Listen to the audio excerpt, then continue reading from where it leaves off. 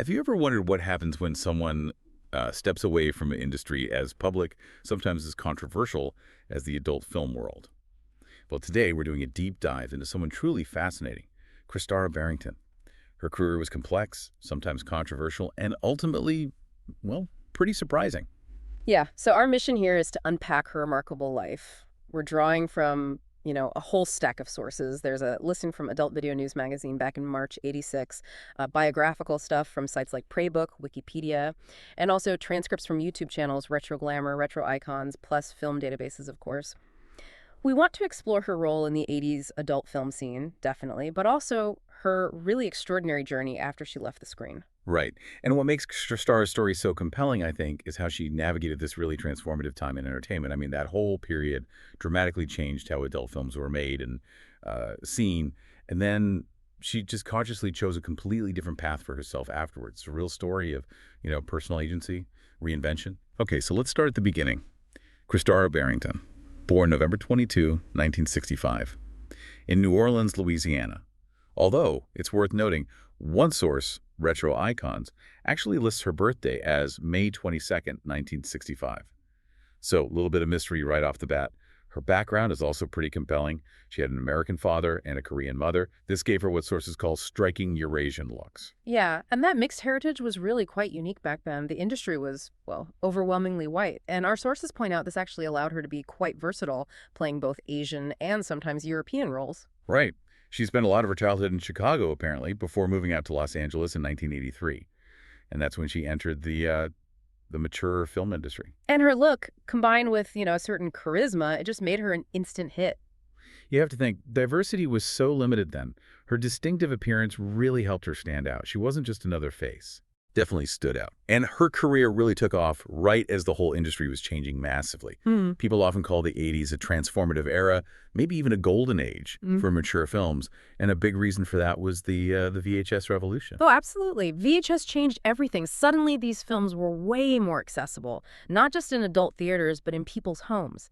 It also meant production rates shot up, more films, more opportunities, and crucially, performers could actually get recognized, build fan followings, even get award nominations. They had a kind of celebrity status that earlier performers just didn't. And Kristara really rode that wave. Sources say she quickly got known for her enthusiastic performances. She rose fast, became one of the top Asian performers of the '80s, and that recognition lasted too. In 2011, Complex magazine ranked her number 5 in their list of the top 50 hottest Asian porn stars of all time. That's decades later. Yeah, quite an impact. So just how much work did she do during this peak time? Our sources say she was in over 150 films. One source, Wikipedia, even suggests maybe as many as 281. That seems like a huge number for a relatively short career. It is a huge number, and it tells you a lot about that VHS era. It was just hungry for content. Films were being made faster, distributed wider, so there was this constant need for new stuff. Performers like Kristara, who could work consistently, they were incredibly valuable. It was a very different pace from before, much faster. And she also used a ton of different names, right? Aliases, Kim Shin-wook, China Lee, Kimberly Wong, Mai Guan, Christine Barrington, Kristara Barrington, Kay Barrington, Christina Barrington, Kim Morgan, Kristara, Mein Guan, Mai Tai. Wow, yeah, quite the list. And one source mentions this sort of added an air of mystery to her persona. She was also often cast in roles that played up her youthful looks. The schoolgirl or cheerleader type characters. That was a big trope back then. Definitely. And it's worth highlighting some key films that really cemented her fame. New Wave Hookers in '85, that was a big one. Gave her a really memorable role. Okay. Then Babyface 2 in '86, directed by Alex Dorenzi. China in Silk, that was '84. She had a lead role in that one. Oriental Taboo, also '84, really played up the quote-unquote exotic angle, became one of her best-known films. That branding. Night of Loving Dangerously in '86 apparently showed off more of her acting. And China Cat in '85, again, playing on those themes of Asian sensuality. It was just a common marketing thing for performers of Asian descent at the time. Gotcha. And the sources list others too. Coming Together, Yellow Fever, Striptease, Devil and Miss Jones 4, Debbie Does Dallas III, Oriental Jade, Taboo III, Triple Play. Quite a filmography. A very busy few years. And despite the industry, Kristara herself had a pretty clear view on it. She did an interview, San Diego Tribune, October '85, and she said, quote, "I don't feel like a prostitute. I'm an actress. I'm paid for a job. Sure, you're selling yourself, but people sell themselves for all kinds of businesses. That's quite direct, gives you a sense of how she saw her work. Professional. Yeah. And she even got industry recognition for it, an XRCO award in '87. That's the X-Rated Critics Organization. For Orgasmic Oral Scene in 1001 Erotic Night 2. Shared it with Bunny Blues, Sandy Summers, and Francois. So definitely making waves within the industry itself. But her career wasn't smooth sailing. There was significant controversy, too. Rumors started swirling that she might have been underage when she started performing. And this really came up, as the sources say, because of other scandals happening around that time, the big one being the Tracy Lords investigation. It put the whole industry under a microscope. The Los Angeles Times reported October 4th, 1986, that federal authorities actually subpoenaed 5 distributors. Oh, wow. Yeah. VCA Pictures, China, Burma, India Theater of Operations, Caballero, Western Visuals, and Paradise. They wanted to know if Barrington, Ali Moore, and Nikki Charm had done explicit films while underage. So what happened? How did the industry respond?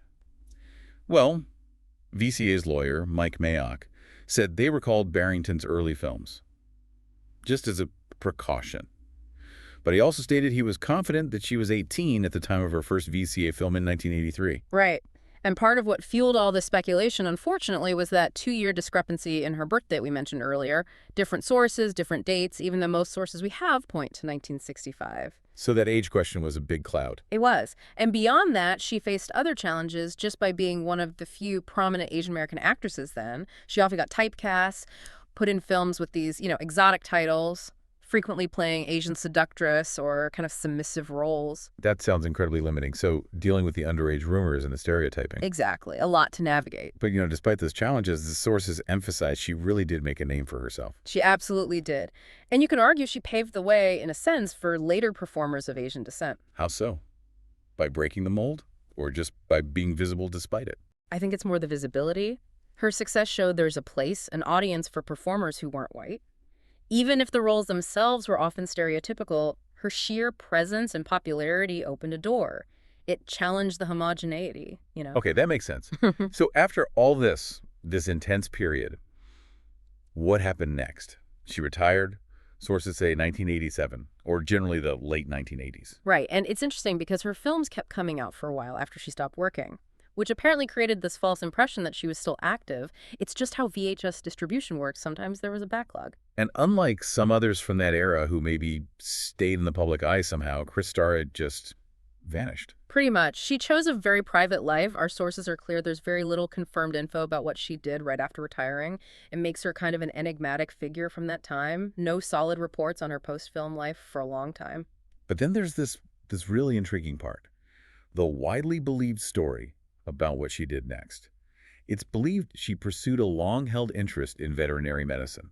Yeah, several sources mention this. They state she actually practices as a vet now, somewhere in Southern California. Wow. Talk about a pivot.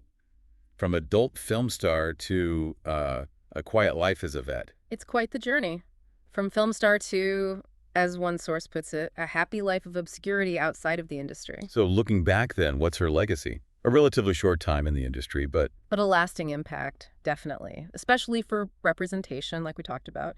She was one of the very first widely recognized Asian American mature film actresses, and she still has a cult following among collectors. Her performances really did help define the look, the whole aesthetic of 80s adult films. So Kristara Barrington's story, it really is a testament to reinvention, isn't it? From being this iconic figure in the whole VHS boom of adult film to deliberately choosing privacy and building a completely new career. Veterinary medicine. It's quite something. It really is. Yeah. And it leaves you thinking, doesn't it?